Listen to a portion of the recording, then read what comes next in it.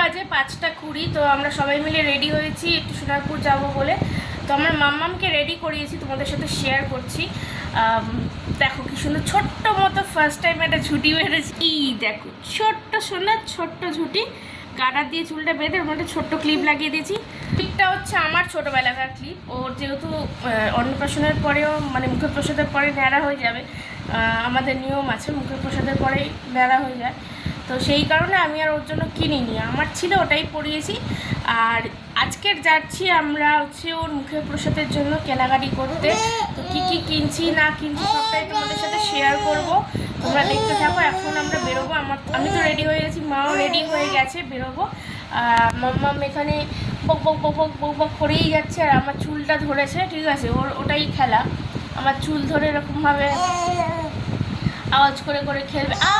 চুলটা ছিঁড়ে নিবি আমার।